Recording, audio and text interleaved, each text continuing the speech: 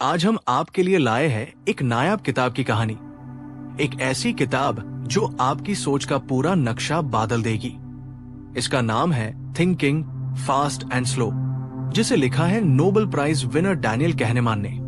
ये किताब हमें सिखाती है कि हमारा दिमाग कैसे काम करता है, क्यों हम कभी एकदम तेजी से डिसीजन ले लेते हैं और क्यों कभी सिंपल सी चीज में भी कंफ्यूज हो जाते हैं। तो चलिए शुरू करते हैं इस अनोखी सोच की यात्रा। दिमाग के दो इंजन। कहनेमान बताते हैं कि हमारा दिमाग असल में दो सिस्टम पर चलता है। सिस्टम एक, फास्ट थिंकिंग, तेज सोच। ये वो हिस्सा है जो ऑटोमेटिक, तेज और बिना ज्यादा मेहनत के काम करता है। उदाहरण, कोई कहे 2 + 2 तो आप तुरंत 4 इंच बोलेंगे। इसमें इंट्यूशन, तजुर्बा और त्वरित प्रतिक्रियाएं शामिल हैं।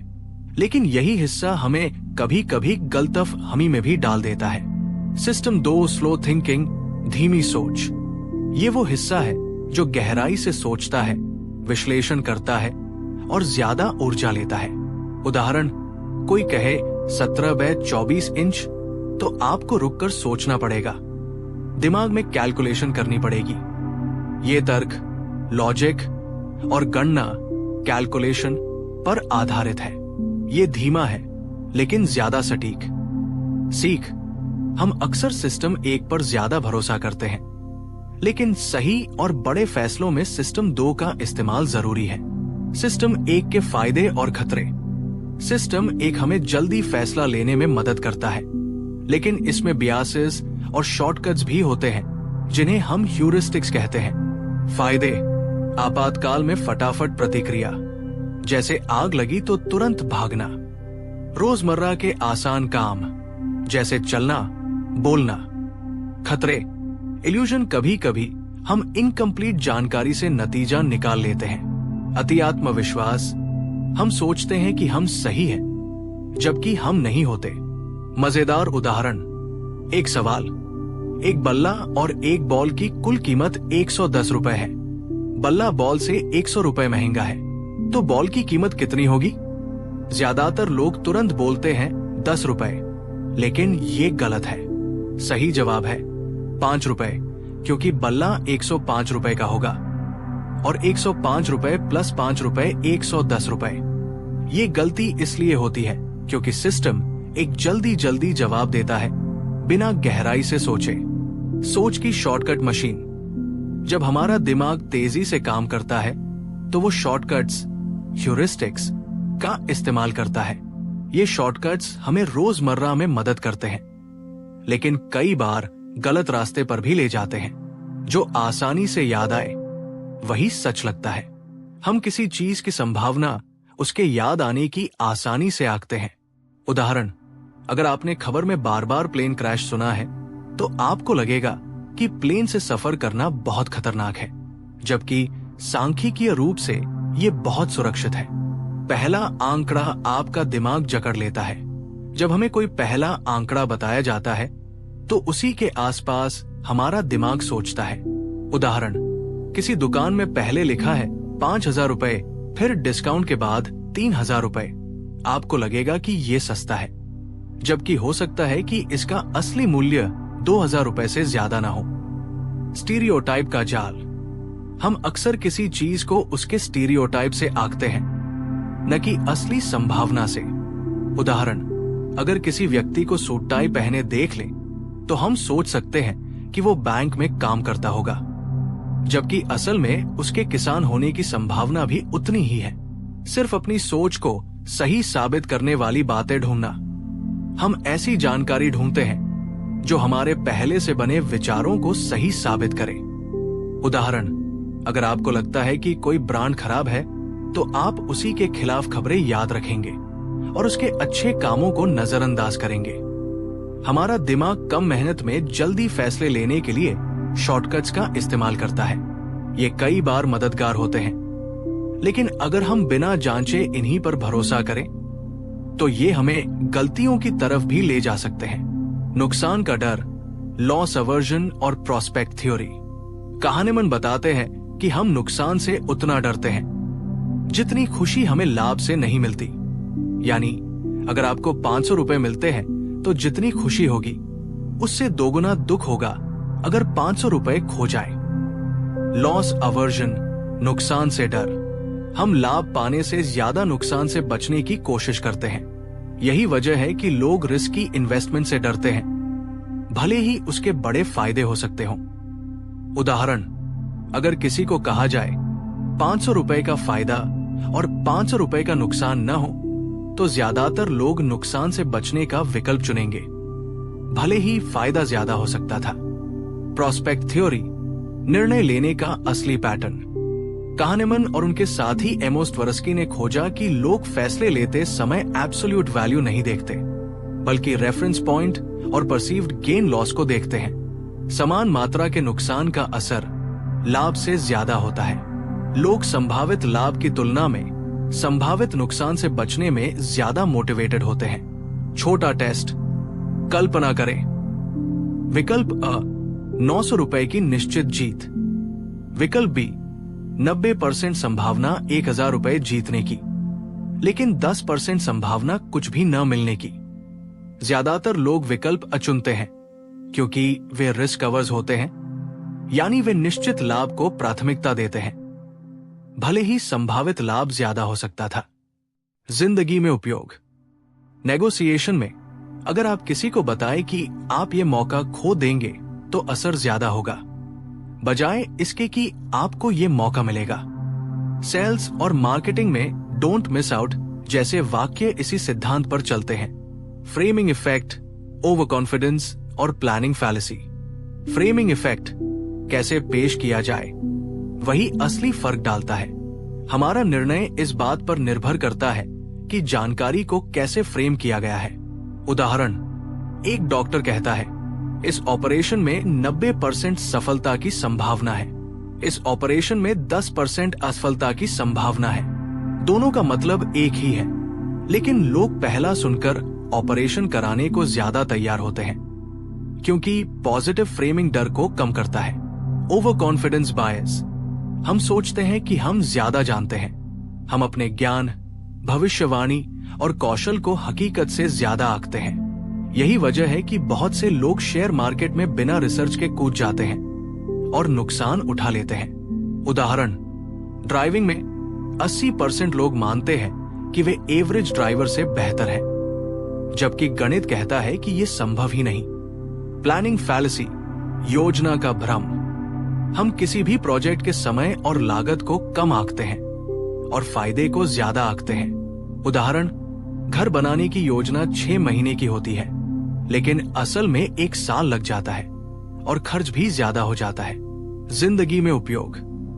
कोई भी प्रोजेक्ट शुरू करने से पहले वर्स्ट केस सिनारियो जरूर सोचें। किसी भी विकल्प का 2 तरह से फ्रेम करके देखें, एक बार सकारात्मक रूप में, एक बार नकारात्मक रूप में, ताकि असली तस्वीर सामने आ सके। हमारा दिमाग जानकारी को उसके प्रेजेंटेशन के आधार पर अलग तरह से देखता है। हम अक्सर खुद को ज्यादा कैपेबल समझते हैं और योजनाओं में जरूरी समय पैसे का अंदाजा गलत लगाते हैं। अगर हम इन बियासेस को पहचान लें तो बड़े फैसले ज्यादा समझदारी से ले सकते हैं। सब्स्टिट्यूशन इफेक्ट, कठिन सवाल को आसान सवाल में बदलना। kahneman बताते हैं कि जब हमें कोई कठिन सवाल पूछा जाता है तो हमारा दिमाग चुपचाप उसे किसी आसान सवाल से रिप्लेस कर देता है और हमें पता भी नहीं चलता। उदाहरण, सवाल, आप अगले साल के स्टॉक मार्केट की दिशा के बारे में कितना कॉन्फिडेंट है? ये कठिन है, दिमाग इसे बदल देता है। क्या आप अभी स्टॉक मार्केट के बारे में पॉजिटिव महसूस कर रहे हैं? और हम उसी हिसाब से जवाब दे देते हैं। समस्या, इससे हम जटिल मुद्दों पर भी सिंपल गट फीलिंग के आधार पर निर्णय लेने लगते हैं। हाइंडसाइट बायस, सब कुछ पहले से पता था का भ्रम। किसी घटना के बाद हमें लगता है कि मुझे पहले से पता था कि ऐसा होगा, जबकि सच में हमने पहले कभी इतनी क्लैरिटी से नहीं सोचा होता। इससे हम अपनी प्रेडिक्शन एबिलिटी को ज्यादा आंकते हैं और अपनी गलतियों से सीखने का मौका खो देते हैं। उदाहरण, शेयर मार्केट गिरने के बाद लोग कहते हैं ये तो होना ही था, जबकि गिरने से पहले वही लोग कॉन्फिडेंट थे कि मार्केट ऊपर जाएगा। इंट्यूशन की सीमाएं। एक्सपर्ट्स भी इंट्यूटिव मिस्टेक्स करते हैं, खासकर जब सिचुएशन नई हो और पैटर्न पहचानने का मौका न हो। इंट्यूशन तब सही काम करता है जब एनवायरनमेंट स्टेबल हो, फीडबैक जल्दी और स्पष्ट मिले। उदाहरण, चेस प्लेयर्स डेकेड्स के अनुभव से स्ट्रॉन्ग इंट्यूशन डेवलप करते हैं, लेकिन शेयर मार्केट में लॉन्ग टर्म फ्यूचर की प्रेडिक्शन एक्सपीरियंस के बावजूद गलत हो सकती है। हम अक्सर कॉम्प्लेक्स प्रॉब्लम्स पर भी सिंपल फीलिंग्स से जवाब दे देते हैं, पास्ट इवेंट्स को पहले से जानने का इल्यूजन रखते हैं और इंट्यूशन पर ओवर रिलाई करते हैं। डिसीजन लेते समय इन ट्रैप्स को पहचानना जरूरी है। Experiencing self versus remembering self और हैप्पीनेस की सच्चाई। कहानीमन बताते हैं कि हमारे अंदर दो सेल्फ होते हैं। एक्सपीरियंसिंग सेल्फ जो पल में जी रहा है, ये वर्तमान अनुभव को महसूस करता है। एग्जाम्पल, आप बीच पर बैठे हैं, लहरों की आवाज सुन रहे हैं, यही एक्सपीरियंसिंग सेल्फ का मोमेंट है। रिमेंबरिंग सेल्फ जो बाद में कहानी बनाता है, ये हमारी यादों के आधार पर लाइफ को जज करता है। ये पूरे एक्सपीरियंस को नहीं, बल्कि पीक मोमेंट्स और अंत को ज्यादा याद रखता है। पीक एंड रूल, हम किसी भी अनुभव को उसके सबसे इंटेंस पल और अंत के आधार पर याद रखते हैं, बाकी सब फेड हो जाता है। उदाहरण, दो मरीजों को मेडिकल प्रोसीजर हुआ। मरीज छोटा पर ज्यादा पेनफुल प्रोसीजर, मरीज बी लंबा प्रोसीजर लेकिन अंत में दर्द थोड़ा कम। बाद में मरीज बी को अपना अनुभव कम दर्दनाक लगा क्योंकि अंत अपेक्षाकृत आरामदायक था, भले ही कुल समय ज्यादा दर्द में गुजरा। हैप्पीनेस रिसर्च, कहानीमन ने बताया कि हैप्पीनेस का रिलेशन सिर्फ इनकम या लक्जरी से नहीं, बल्कि जीवन के अनुभवों और समय बिताने के तरीकों से है। एक्सपीरियंसिंग सेल्फ की हैप्पीनेस बढ़ाने के तरीके: पॉजिटिव रिलेशनशिप्स, मीनिंगफुल काम, प्रेजेंट मोमेंट में रहना। रिमेंबरिंग सेल्फ की हैप्पीनेस बढ़ाने के तरीके: पीक मोमेंट्स बनाना, ट्रैवल, अचीवमेंट्स, पॉजिटिव एंडिंग्स देना, प्रोजेक्ट्स, इवेंट्स, ट्रिप्स। क्यों ये फर्क समझना जरूरी है। अगर आप सिर्फ रिमेंबरिंग सेल्फ के लिए डिसीजंस लेते हैं, तो आप ऐसे एक्सपीरियंसेस चुन सकते हैं जो अच्छे याद तो रहें पर उस समय एंजॉय ना हो। एग्जाम्पल, बहुत स्ट्रेस वाला वेकेशन प्लान जो सोशल मीडिया पर अच्छा दिखे लेकिन असल में एंजॉय ना हो। लाइफ सेटिस्फैक्शन बढ़ाने के लिए दोनों सेल्फ को बैलेंस करना जरूरी है। सिर्फ यादगार एक्सपीरियंसेस नहीं, बल्कि हर रोज के मोमेंट्स को मीनिंगफुल बनाना भी जरूरी है। डिसीजन मेकिंग के आखिरी psychological traps: regression to the mean, औसत पर लौटना। कई बार हम एक्सट्रीम परफॉर्मेंस, बहुत अच्छा या बहुत खराब, को किसी खास स्किल या लक से जोड़ते हैं, लेकिन समय के साथ परफॉर्मेंस नेचुरली एवरेज पर लौट आती है।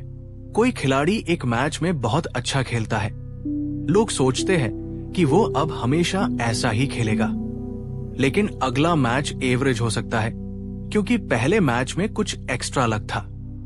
सीख: एक या दो इवेंट्स के आधार पर किसी की क्षमता का स्थायी निष्कर्ष न निकाले। इल्यूजन ऑफ वैलिडिटी, गलत कॉन्फिडेंस। हमें लगता है कि हमारे पास सही जजमेंट देने के लिए पर्याप्त जानकारी है, भले ही वो जानकारी बहुत लिमिटेड या बियास्ड हो। कोई इंटरव्यूअर सिर्फ 5 मिनट की बातचीत के आधार पर सोच लेता है कि कैंडिडेट बहुत अच्छा या बहुत खराब है। एंडोमेंट इफेक्ट: जो हमारे पास है उसकी कीमत ज्यादा लगना। हम किसी चीज को सिर्फ इसलिए ज्यादा वैल्यूएबल मानते हैं क्योंकि वो हमारी है। एग्जाम्पल, अगर आपको कोई पेन फ्री में मिला है तो भी आप उसे बेचने के लिए ज्यादा पैसे मांगेंगे, जबकि अगर आपको वही पेन खरीदना हो तो आप कम देने को तैयार होंगे। पहले लगाया पैसा मेहनत छोड़ने का डर। हम किसी प्रोजेक्ट या रिलेशनशिप में सिर्फ इसलिए बने रहते हैं क्योंकि हमने उसमें पहले से बहुत इन्वेस्ट किया है, भले ही आगे का फ्यूचर अच्छा न दिख रहा हो। एग्जाम्पल, एक पुराना बिजनेस लॉस में जा रहा है, लेकिन ओनर उसमें और पैसा डालता रहता है क्योंकि इतना इन्वेस्ट कर दिया है, अब छोड़ नहीं सकता। हेलो इफेक्ट: किसी व्यक्ति की एक अच्छी बुरी क्वालिटी देखकर हम उसकी पूरी पर्सनालिटी का जजमेंट कर लेते हैं। एग्जाम्पल, अगर कोई दिखने में स्मार्ट है तो हम मान लेते हैं कि वो इंटेलिजेंट और ट्रस्टवर्दी भी होगा, जो जरूरी नहीं है। प्रैक्टिकल एप्लीकेशंस और deep conclusion, better decision making के रूल्स। कहनेमान कुछ प्रैक्टिकल तरीके बताते हैं जिससे हम अपने सिस्टम 1 और सिस्टम 2 का सही इस्तेमाल कर सकते हैं। पॉज रिफ्लेक्ट, बड़े डिसीजंस में हमेशा सिस्टम 2 को एक्टिवेट करें। सोचने के लिए टाइम ले। सीक डिसकन्फर्मिंग एविडेंस, सिर्फ अपनी राय को सपोर्ट करने वाली चीजें मत ढूंढें, बल्कि जो आपके पॉइंट को गलत साबित कर सकती है उन्हें भी देखें। बेस रेट देखें, किसी भी प्रेडिक्शन से पहले स्टैटिस्टिकल फैक्ट्स और हिस्टोरिकल डेटा देखें। मल्टीपल पर्सपेक्टिव्स, अलग अलग बैकग्राउंड के लोगों से राय लें, क्योंकि बियासेस अलग होंगे। रोजमर्रा की लाइफ में इंप्लीमेंटेशन। फाइनेंस, निवेश करते समय लॉस अवर्जन और ओवर कॉन्फिडेंस को पहचानें, रिस्क का सही आकलन करें। रिलेशनशिप्स, हेलो इफेक्ट से बचें, एक गुण के आधार पर पूरी राय न बनाएं। वर्क, प्लानिंग फैलेसी को पहचान कर समय और रिसोर्सेज का सही अंदाजा लगाएं। नेगोशिएशन, फ्रेमिंग इफेक्ट का इस्तेमाल करें, लाभ और हानि दोनों एंगल से बात करें। हैप्पीनेस और माइंडफुलनेस, कहनेमान के अनुसार जीवन में खुशी सिर्फ मटेरियल सक्सेस से नहीं, बल्कि प्रेजेंट मोमेंट्स को सच में महसूस करने से आती है। एक्सपीरियंसिंग सेल्फ और रिमेंबरिंग सेल्फ का बैलेंस रखें। सोशल कनेक्शंस, मीनिंगफुल वर्क और हेल्थ को प्रायोरिटी दें। Deep conclusion, thinking fast and slow हमें सिखाती है कि हम सिर्फ लॉजिकल मशीन्स नहीं हैं, हम इमोशंस, बियासेस और मेंटल शॉर्टकट से भरे हुए इंसान हैं। अगर हम अपने दिमाग के इन दोनों सिस्टम को समझ लें, तो हम सिर्फ बेहतर डिसीजंस ही नहीं लेंगे, बल्कि एक ज्यादा माइंडफुल, बैलेंस्ड और मीनिंगफुल जीवन भी जी पाएंगे। अपने दिमाग के खेल को समझो, वरना दिमाग तुम्हारे साथ खेल खेलेगा।